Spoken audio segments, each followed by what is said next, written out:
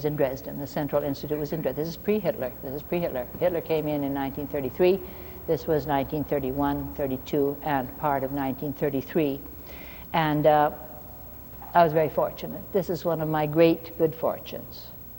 Not that the Mary Wigman School was the thing, but that the Mary Wigman School was a part of a flowering of the time in Germany between the two world wars, the German Republic, which it was about as creative a period in the arts as could ever be anywhere.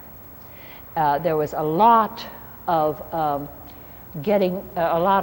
it was a revolution. I mean, there was a revolution there. And the young people were throwing out all non-essentials. They were rebelling, of course, against the imperialism, of course, against militarism, of course, against mechanization, of course, against urbanization, and all of these things back to the natural and to the basics. And the only difference there, and it's so important, and someday it should be written about, it has been, I guess, a little bit, someday, no, not in the field of dance, someday it's got to be written about why it was so creative. It was creative because it was coming from below.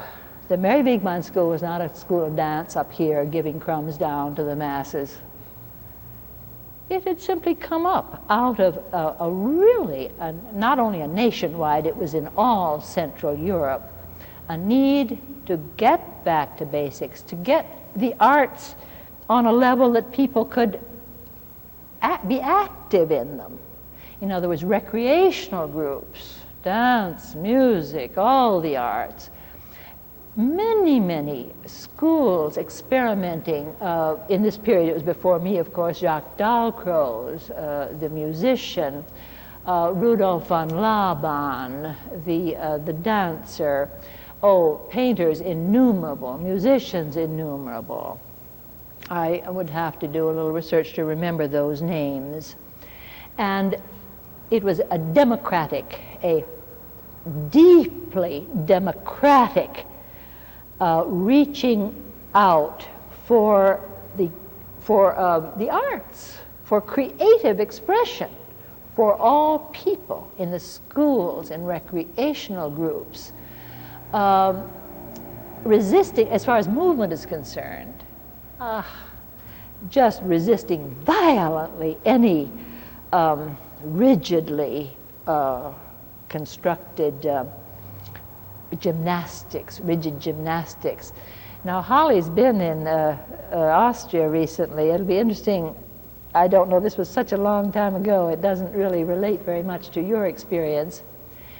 But what I got over there was, of course, a wonderful nourishment for my desire for free expression. We did improvise, not as something in itself. It was always you improvise and then you fix the form, but you improvise as a means to an end. But we did a lot of improvising.